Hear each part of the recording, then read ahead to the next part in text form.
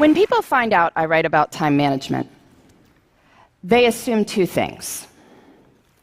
One is that I'm always on time, and I'm not.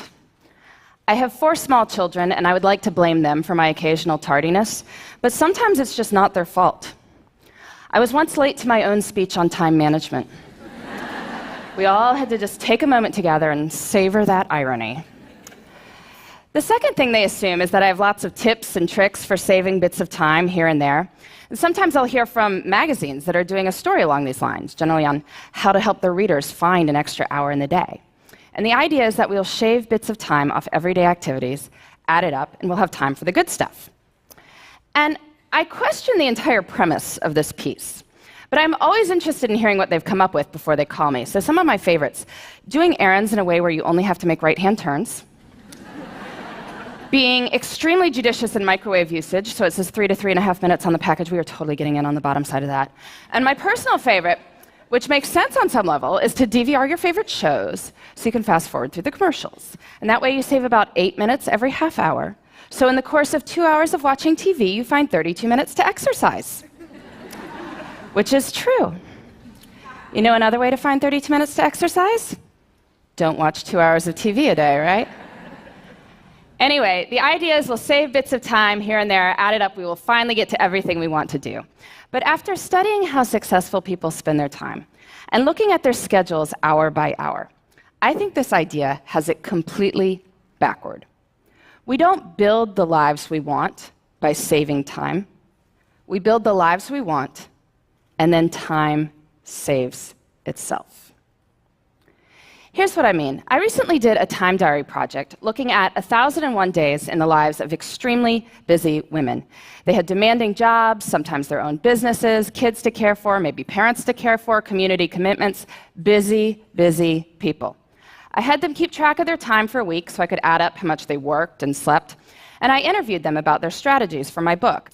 One of the women whose time log I studied, she goes out for a Wednesday night for something. She comes home to find that her water heater has broken, and there is now water all over her basement. If you've ever had anything like this happen to you, you know it is a hugely damaging, frightening, sopping mess. So she's dealing with the immediate aftermath that night. Next day, she's got plumbers coming in. Day after that, professional cleaning crew dealing with the ruined carpet. All this is being recorded on her time log. Winds up taking 7 hours of her week. 7 hours. That's like finding an extra hour in the day. But I'm sure if you had asked her at the start of the week, could you find 7 hours to train for a triathlon? Could you find 7 hours to mentor 7 worthy people? I'm sure she would have said what most of us would have said, which is no. Can't you see how busy I am? Yet when she had to find 7 hours because there is water all over her basement, she found 7 hours. And what this shows us is that time is highly elastic.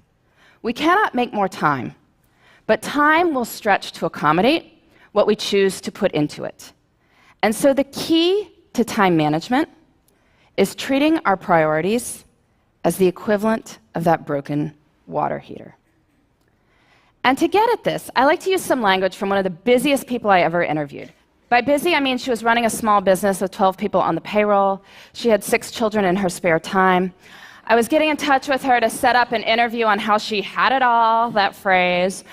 I remember it was a Thursday morning, and she was not available to speak with me, of course, right? But the reason she was unavailable to speak with me is that she was out for a hike, because it was a beautiful spring morning, and she wanted to go for a hike. So, of course, this makes me even more intrigued, and when I finally do catch up with her, she explains it like this. She says, "Listen, Laura, everything I do, every minute I spend is my choice. And rather than say, I don't have time to do X, Y, or Z, she'd say, I don't do X, Y, or Z because it's not a priority. I don't have time often means it's not a priority." If you think about it, that's really more accurate language. I mean, I could tell you I don't have time to dust my blinds, but that's not true. If you offered to pay me $100,000 to go dust my blinds, I would get to it pretty quickly. Since that is not going to happen, I can acknowledge this is not a matter of lacking time. It's that I don't want to do it. Using this language reminds us that time is a choice. And granted, There may be horrible consequences for making different choices, I will give you that. But we are smart people, and certainly over the long run, we have the power to fill our lives with the things that deserve to be there. So how do we do that? How do we treat our priorities as the equivalent of that broken water heater? Well, first we need to figure out what they are. And I want to give you two strategies for thinking about this. The first, on the professional side. I'm sure many people coming up to the end of the year are giving or getting annual performance reviews. You look back over your successes over the year, your opportunities for growth. And this serves its purpose, but I find it's more effective to do this looking forward. So I want you to pretend it's the end of next year. You're giving yourself a performance review, and it has been an absolutely amazing year for you professionally. What 3 to 5 things did you do that made it so amazing? So you can write next year's performance review now. And you can do this for your personal life, too. I'm sure many of you, like me, come December, get cards that contain these folded up sheets of colored paper, on which is written what is known as the family holiday letter. Bit of a wretched genre of literature, really, going on about how amazing everyone in the household is, or even more scintillating, how busy everyone in the household is. But these letters serve a purpose, which is that they tell your friends and family what you did in your personal life that mattered to you over the course of the year. So this year's kind of done, but I want you to pretend it's the end of next year. And it has been an absolutely amazing year for you and the people you care about. What 3 to 5 things did you do that made it so amazing? So you can write next year's family holiday letter now. Don't send it. Please, don't send it. But you can write it. And now between the performance review and the family holiday letter, we have a list of 6 to 10 goals we can work on in the next year. And now we need to break these down into doable steps. So maybe you want to write a family history. Well, first you can read some other family histories, get a sense for the style. And then maybe think about the questions you want to ask your relatives, set up appointments to interview them. Or maybe you want to run a 5K. So you need to find a race and sign up, and figure out a training plan, and dig those shoes out of the back of the closet. And then, this is key, we treat our priorities as the equivalent of that broken water heater by putting them into our schedules first. And we do this by thinking through our weeks before we are in them. I find a really good time to do this is Friday afternoons. Friday afternoon is what an economist might call a low opportunity cost time.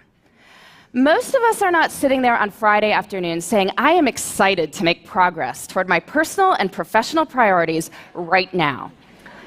But we are willing to think about what those should be. So take a little bit of time Friday afternoon, make yourself a 3-category priority list: career, relationships, self. Making a 3-category list reminds us that there should be something in all 3 categories. Career we think about, relationships, self, not so much. But anyway, just a short list, 2 to 3 items in each. Then look out over the whole of the next week and see where you can plan them in. Where you plan them in is up to you. And I know this is going to be more complicated for some people than others. I mean, some people's lives are just harder than others. It is not going to be easy to find time to take that poetry class if you are caring for multiple children on your own. I get that. And I don't want to minimize anyone's struggle. But I do think that the numbers I am about to tell you are empowering. There are 168 hours in a week. 24 times 7 is 168 hours. That is a lot of time. If you are working a full-time job, so 40 hours a week, sleeping 8 hours a night, so 56 hours a week, that leaves 72 hours for other things. That is a lot of time. You say you're working 50 hours a week, maybe a main job and a side hustle. Well, that leaves 62 hours for other things. You say you're working 60 hours. Well, that leaves 52 hours for other things. You say you're working more than 60 hours. Well, are you sure? There was once a study comparing people's estimated work weeks with time diaries, found that people claiming 75-plus-hour work weeks were off by about 25 hours. You can guess in which direction, right? Anyway, in 168 hours a week, I think we can find time for what matters to you. If you want to spend more time with your kids, you want to study more for a test you're taking, you want to exercise for 3 hours and volunteer for 2, you can. And that's even if you're working way more than full-time hours. So we have plenty of time, which is great, because guess what? We don't even need that much time to do amazing things. But when most of us have bits of time, what do? Pull out the phone, right? Start deleting emails, or otherwise we're puttering around the house or watching TV. But small moments can have great power.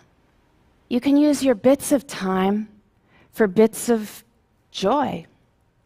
Maybe it's choosing to read something wonderful on the bus on the way to work. I know when I had a job that required 2 bus rides and a subway ride every morning, I used to go to the library on weekends to get stuff to read. Made the whole experience almost enjoyable. Breaks at work can be used for meditating or praying. If family dinner is out because of your crazy work schedule, maybe family breakfast could be a good substitute. It's about looking at the whole of one's time and seeing where the good stuff can go. I truly believe this. There is time. Even if we are busy, we have time for what matters. And when we focus on what matters, we can build the lives we want in the time we've got. Thank you.